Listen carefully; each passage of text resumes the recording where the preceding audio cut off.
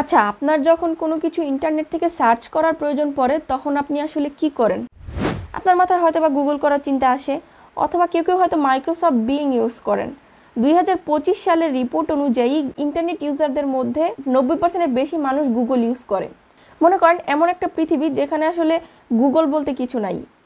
1990 দশকের সময় যাদের কাছে তখন কম্পিউটার এবং ইন্টারনেট অ্যাক্সেস ছিল, তাদেরকে আপনি জিজ্ঞেস করলে জানতে পারবেন যে তাদের তখন ইয়াহুর মেল ছিল, someone@yahoo.com। গুগল বা জিমেল বলে যে কিছু একটা আছে সেটা তারা কেয়ারই করতো না। সবাই তখন ইয়াহুর দিকে তাকাইতো, গুগলের দিকে কেউ ফিরেও তাকাইতো না।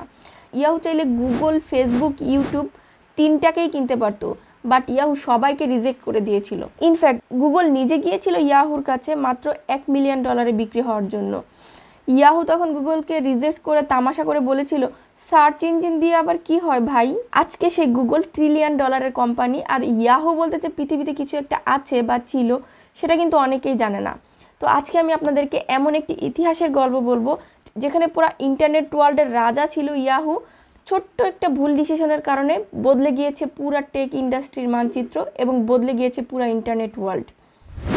90 দশকের আগে ইন্টারনেট ওয়ার্ল্ড আজকের মতো তেমন একটা অর্গানাইজ ছিল না, যার কারণে জেরি ইয়াং এবং ডেভিড ফিলো এই দুজন বন্ধু মিলে ঠিক করলেন তারা তাদের পছন্দের ওয়েবসাইটগুলো নিয়ে একটা ডাইরেক্টরি মতন বানাবেন, যেটাতে তারা খুব সহজেই তাদের কাজগুলো করতে পারবেন। তো তারা সেটাই করলেন। 1994 সালে তারা একটা ডাইরেক্টরি বানালেন যেখানে তাদের পছন্দের সব ওয়েবসাইটগুলো লিস্ট করে রাখলেন এবং এগুলোকে বিভিন্ন ভাগে ভাগ করে দিলেন।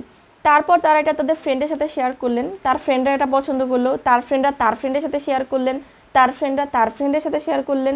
কিছুদিনের মধ্যে দেখা গেল যে এটা 1000-এর বেশি মানুষ ইউজ করতেছে এবং কয়েক মাসের মধ্যে দেখা গেল যে এটার মিলিয়ন ভিউজ চলে আসছে। তো জেরি এবং ডেভিড দুজনে বুঝতে পারলেন যে it's going to be business. তো তারা যেহেতু বিজনেসই করবেন, তো বিজনেসের জন্য তো আসলে একটা নাম দরকার। তারা নাম খোঁজা শুরু করলেন। নাম খুঁজতে খুঁজতে একসময় তারা যখন ইয়াহু নামটা দেখলেন, তারা ফিল করলেন যে না, এই নামটাই এই কোম্পানির জন্য বেস্ট হবে। তো তারা বিজনেসের নাম ইয়াহু রেখে দিলেন। বিজনেস তো শুরু করলেন, এখন আসলে ইনকাম আসবে কোত্থেকে? ইনকাম শুরু করার জন্য তাদের আসলে বেশি কষ্ট করতে হয় নাই, কারণ তখন তাদের অলরেডি লাখেরও বেশি ভিউজ ছিল। তো তারা যেই ওয়েবসাইট এবং যেই কোম্পানিগুলোর লিস্ট তাদের ডিরেক্টরিতে রেখেছিলেন, সেই কোম্পানিগুলোর কাছে গেলেন এবং বললেন যে আমার এটা অনেক মানুষ দেখতেছে, তো তোমরা যদি এখানে অ্যাড দাও তো তোমাদের সেল ইনক্রিজ হবে। তো কোম্পানি যখন দেখলো যে তাদের এই ডিরেক্টরিটা আসলে মিলিয়ন মিলিয়ন মানুষ দেখতেছে, তো তখন তারা চিন্তা করলো যে হ্যাঁ, এইখানে যদি তারা অ্যাড দেয় তাহলে এখান থেকে তারা আসলে একটা সেল জেনারেট করতে পারবে। তো কোম্পানিগুলো অ্যাড দিতে রাজি হয়ে গেল এবং ইয়াহু ওই কোম্পানিগুলো থেকে একটা অ্যামাউন্ট চার্জ করতে লাগলো। এভাবে ইয়াহুর ইনকাম বাড়তে থাকলো। কিছুদিন পর ইয়াহু যখন দেখলো যে তারা তো আসলে শুধু অন্যের ওয়েবসাইটগুলোর অ্যাড দিয়ে ইনকাম করতেছে, তো যেই যেই ওয়েবসাইটগুলো বা যেই যেই সার্ভিসগুলো মানুষ বেশি পছন্দ করতেছে, ওই সার্ভিসগুলো যদি তারা নিজেরা লঞ্চ করতে পারে তাহলে তারা আরও বেশি প্রফিট করতে পারবে। তো ইয়াহু সেটাই করলো। ইয়াহু প্রথমে একটা সার্ভে করলো এবং দেখলো যে আসলে কোন কোন সার্ভিসগুলো মানুষ বেশি পছন্দ করতেছে। ইয়াহু সেই সার্ভিসগুলো লঞ্চ করতে থাকলো। তারা শুরু করলো ইমেল, তারা শুরু করলো গেমস, তারা শুরু করলো শপিং, তারা শুরু করলো ফাইল ট্রান্সফার, তারা শুরু করলো নিউজ, শুরু করলো ফাইন্যান্স। এইভাবে 2000 সালের মধ্যে প্রায় তাদের ইন্ডিভিজুয়াল 400-রও বেশি সার্ভিস তারা লঞ্চ করে ফেললো। ব্যাপারটা এমন একটা জায়গায় গিয়ে পৌঁছালো যে মানুষ যখন একবার ইয়াহুর ওয়েবসাইটে যাইতো তখন তাকে আর ইয়াহুর ওয়েবসাইট থেকে বের হয়ে অন্য কোনো ওয়েবসাইটে যাওয়ার প্রয়োজনই পড়তো না। ইয়াহু সব কিছুকে এক জায়গায় এনে সেট করে দিয়েছিল। ইয়াহুই হয়ে গেল ইন্টারনেট। মানে যারা ইন্টারনেট ইউজ করতো তারা সবাই সারাদিন ইয়াহু ইউজ করতো। 2000 সালে ইয়াহুর নেটওয়ার্থ গিয়ে দাঁড়ায় $128 বিলিয়ন। আপনি একবার চিন্তা করেন, 1994 সাল থেকে 2000, মাত্র 6 বছর আগে শুরু হওয়া একটা কোম্পানি, দুজন কলেজ ফ্রেন্ড মিলে একটা কোম্পানি বানালো যেটার ভ্যালুয়েশন গিয়ে দাঁড়ালো $128 বিলিয়ন। এবং ওই সময়ের মধ্যে ইতিহাসে এতটা ফাস্টেস্ট গ্রোয়িং কোম্পানি আর একটাও ছিল না এবং পুরা ইন্টারনেট ওয়ার্ল্ডে এর থেকে বড় কোম্পানি আর একটাও ছিল না।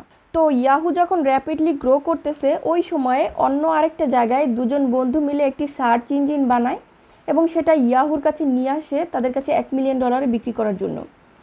বাট ইয়াহু যেহেতু তখন অলরেডি অনেক বড় একটা কোম্পানি, তো এই ছোট্ট সার্চ ইঞ্জিন বা এই ছোট্ট স্টার্ট আপকে আসলে ইয়াহু তেমন একটা পাত্তা না দিয়ে তাদেরকে রিজেক্ট করে দেয়। এই ছোট্ট স্টার্ট আপটাই হচ্ছে আজকের গুগল। তো গুগলের সামনে আসলে আর কোনো পথ খোলা থাকে না, নিজেকে ইমপ্রুভ করা ছাড়া। গুগল চলে যায় এবং নিজেকে ইমপ্রুভ করতে থাকে। এর মধ্যে আরেকটা ইন্টারেস্টিং জিনিস ঘটে, যেটা আসলে না বললেই না বললে আসলে অপূর্ণ থেকে যাবে জিনিসটা। 1990 সাল থেকে 2000 সাল পর্যন্ত পুরা ইন্টারনেট ওয়ার্ল্ডে একটি বাবল ক্রিয়েট হয়, যাকে আসলে .com বাবল নামে অভিহিত করা হয়। বাবল সম্পর্কে আমার অলরেডি একটা ভিডিও আমি করেছি, কিভাবে আসলে একটা বাবল একটা ইকোনমিতে ক্রিয়েট হয় এবং কিভাবে তা আবার শেষ হয়। তো ওই ভিডিওটা দেখলে আপনারা পুরো ডিটেলসটা বুঝতে পারবেন। তো .com বাবল সম্পর্কে আমি ছোট করে একটু বিস্তারিত বলতে চাই। 90 দশকের দিকে ইন্টারনেট যখন ওয়ার্ল্ড ওয়াইড ছড়িয়ে যেতে থাকে, তখন ওই ইন্টারনেটকে কেন্দ্র করে হাজার হাজার বিজনেস শুরু হতে থাকে এবং মানুষ আসলে বিজনেসগুলো প্রফিটেবল বা সাস্টেইনেবল হবে কিনা এটা না জেনেই ইনভেস্ট করতে থাকে এবং শেয়ারের দাম ড্রামাটিক্যালি ইনক্রিজ হতে থাকে। কিছুদিন পর মানুষ যখন দেখলো যে এই বিজনেসগুলো আসলে অতটা প্রফিটেবল হবে না এবং অতটা সাস্টেইনেবল করবে না, মানুষ তখন তাদের শেয়ারগুলো আবার একসাথে বিক্রি করতে যায়। বাট তখন আসলে শেয়ার কেনার মতন কোনো লোক থাকে না, যার কারণে অনেক বিজনেস ফল ডাউন করে। তো ইয়াহুর পেজে যেহেতু অনেক কোম্পানি অ্যাড দিত, তার মধ্যে অনেক কোম্পানি বন্ধ হয়ে যায় এবং অনেক কোম্পানির অনেক লস হয়ে যায়, যার কারণে তারা ইয়াহুতে ব্যানার অ্যাড দেওয়া বন্ধ করে দেয় এবং অনেক কোম্পানি তাদের ব্যানার অ্যাড দেওয়ার খরচ কমিয়ে দেয়। ইয়াহুর প্রফিটও ড্রামাটিক্যালি কমতে থাকে। তো 2002 সালের দিকে .com বাবল শেষ হয়, অনেক কোম্পানি একদম দেউলিয়া হয়ে যায় এবং ইয়াহু, অ্যামাজন, কিছু বড় বড় কোম্পানি তাদের ক্ষতিটা সামলে নিয়ে নতুন করে বিজনেসকে আগানোর চিন্তা করতে থাকে। বাট এই সময়ের মধ্যে গুগল নতুন অনেকগুলো সিস্টেম ডেভেলপ করে, যেগুলোর মধ্যে সবচেয়ে উল্লেখযোগ্য ছিল হচ্ছে ওদের ওয়েবসাইটে গেলে খুবই ফাস্ট ব্রাউজ করা যাইতো এবং ওরা আরেকটা অটোমেটেড অ্যালগোরিদম সেট করেছিল, যার মাধ্যমে ওরা অ্যাড দিত, যার কারণে গুগলের অ্যাড কস্টিং অনেক কমে গিয়েছিল। যেমন ধরেন কেউ যদি সার্চ করতো কিডস টয় লিখে, তখন তাদের সামনে গুগল বাচ্চাদের খেলনার অ্যাডটা শো করতো, এবং কেউ যদি সার্চ করতো উইমেন শার্ট লিখে, তাদের সামনে গুগল মহিলাদের পোশাকের অ্যাডগুলো শো করতো। সব মিলিয়ে যে কোম্পানিগুলো গুগলের কাছে অ্যাড দিত, তাদেরও লাভ হইতো, তাদেরও কস্ট কম হইতো এবং গুগলেরও অনেক প্রফিট বেশি হইতো। কম্পেয়ারিং টু ইয়াহুর আসলে সব কিছু ম্যানুয়ালি করা লাগতো, যার কারণে ইয়াহুর অ্যাড কস্ট অনেক বেশি হইতো। তো দেখা গেল যে আগে যারা ইয়াহু ইউজ করতো, এখন তারা আস্তে আস্তে গুগলে ট্রান্সফার হওয়া শুরু করলো এবং গুগলের পপুলারিটি অনেক বাড়তে থাকলো। তো ইয়াহু এখন বুঝতে পারলো যে ইয়াহু এখন আর গুগলের সাথে কম্পিটিশন করে পারবে না। এরপর ইয়াহু কি করলো, ইয়াহু এবার গুগলকে কিনতে গেল। গুগল এবার নিজেদের দাম বলল $1 বিলিয়ন। ইয়াহু তাতেও রাজি হলো, বাট তার কয়েকদিনের মধ্যে গুগল আবার নিজেদের দাম বাড়িয়ে বলল 3 বিলিয়ন দিতে হবে। তো তারপর আবার গুগল নিজেদের দাম বাড়িয়ে বলল না, যদি 5 বিলিয়ন দেওয়া হয় তাহলে গুগল বিক্রি হবে। তো আসলে ডিল ক্যান্সেল হয়ে গেল, ইয়াহু রাজি হলো না 5 বিলিয়নে কিনতে, কারণ ওই সময়টাতে ইয়াহুর টোটাল কোম্পানির ভ্যালুয়েশনই ছিল মূলত 5 বিলিয়ন।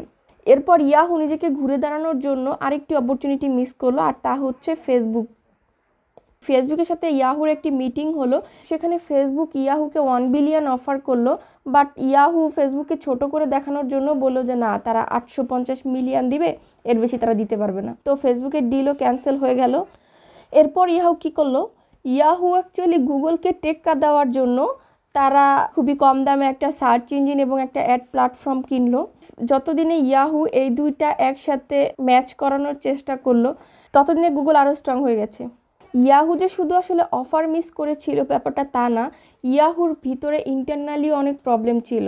6 বছরে ইয়াহুর সিও ছিল 5 জন। তো 5 জনের থেকে আসলে ডিফারেন্ট ইনস্ট্রাকশন পাওয়ার পরে ইয়াহুর এমপ্লয়িরা ওইভাবে তাদের ভিশনটা সেট আপ করতে পারে নাই, তাদের কি করা উচিত বা তাদের কোন দিকে আগানো উচিত।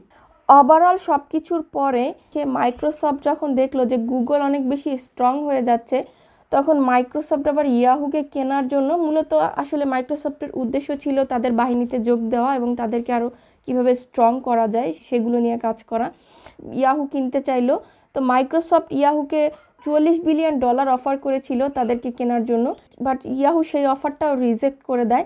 ইয়াহু মনে করে যে আসলে মাইক্রোসফট তাদেরকে ছোট করে দেখছে। তো এই ঘটনার কয়েক মাস পরই ইয়াহু শেয়ারের দাম ড্রামাটিক্যালি কমা শুরু হয় এবং তা 14 বিলিয়নে নেমে আসে।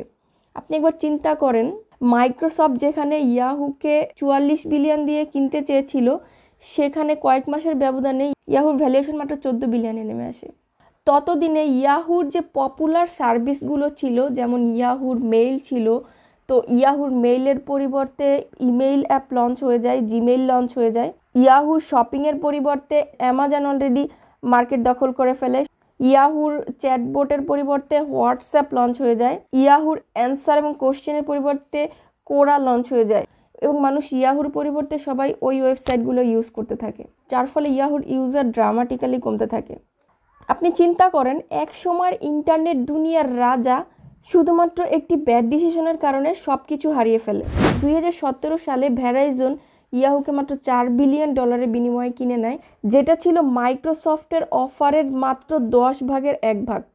এরপর আরও কয়েকবার ইয়াহু হাত বদল হয়েছে, বাট ইয়াহুর ভ্যালুয়েশন আসলে ডে বাই ডে শুধু ডিক্রিজই করছে। ইয়াহু ফল ডাউন করার মূলত দুইটাই বিগ রিজন ছিল আমার মনে হয়। তার মধ্যে একটা হচ্ছে ব্যাড ডিসিশন, আরেকটা হচ্ছে পোর লিডারশিপ। আপনি একটু চিন্তা করেন, ইয়াহু যদি গুগল, ফেসবুক, ইউটিউব কিনেও নিত, তাহলে কি এগুলো এতটা সাকসেস হতে পারতো? কি মনে হয় আপনাদের? অবশ্যই কমেন্টে জানাবেন এবং ভালো থাকবেন। আশা করি ভিডিওটা অনেক ভালো লেগেছে। যদি ভালো লেগে থাকে অবশ্যই সাবস্ক্রাইব করতে ভুলবেন না। ভালো থাকবেন সবাই, টাটা।